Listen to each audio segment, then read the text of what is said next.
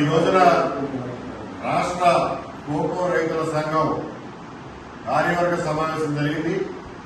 ఈ సమావేశంలో చాలా కీలకమైన నిర్ణయాలు తీసుకున్నాం. ఇంతకు ముందే నిర్ణయించినట్టుగా FPO farmer producer organisation cocoa రైతులందరూ కలిసి సమిష్టిగా ఏర్పాటు చేసుకోవాలనే నిర్ణయాన్ని ఇంకొక అడుగు ముందుకు తీసుకెళ్లి ఇందులో 7 రైతుల నుంచి ప్రతినిధులుగా డైరెక్టర్లు, 5 టెక్నికల్ డైరెక్టర్లతో ఎఫ్పిఓని ప్రారంభించాలని నిర్ణయం తీసుకున్నాం. డైరెక్టర్లుగా ఎవరెవరు ఉండాలనేది వచ్చే సమావేశం నాటికి నిర్ణయం చేస్తాం. టెక్నికల్ డైరెక్టర్లు కూడా ఐడెంటిఫై చేశాం.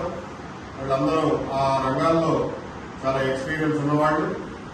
ఇప్పటికీ కొన్ని వేల ఎకరాలు ఎఫ్పిఓలో భాగస్వాములు అవుతామని చెప్పి వాళ్ళు లిఖితపూర్వకంగా హామీ పత్రాల మీద సంతకాలు చేసి ఇచ్చారు.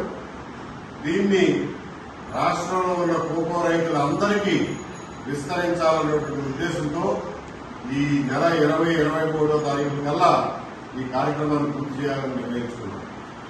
ఆ తర్వాత సుమారు ఆగస్టు 25 ప్రాంతంలో విజయరాయిలో రైతులతో అలాగే కాబోయే డైరెక్టర్లు వీళ్ళందరితోనూ బ్యాంకర్లతోనూ ఒక విస్తృతమైనటువంటి సమావేశం ఏర్పాటు చేసి ఆ రోజున లాంఛనంగా ఎఫ్పిఓని ప్రకటిస్తాం. ఇంటర్నేషనల్ ధరలకి అనుగుణంగా ఆంధ్రప్రదేశ్ కోకో రైతులు పండించే కోకో గింజల ధరలు సాధించుకునే వరకు విశ్రమించకుండా రైతులందరం కలిసి పోరాడదామని చెప్పి ఈ సందర్భంగా అందరం కలిసి సమిష్టి నిర్ణయం తీసుకున్నాం. దీని ద్వారా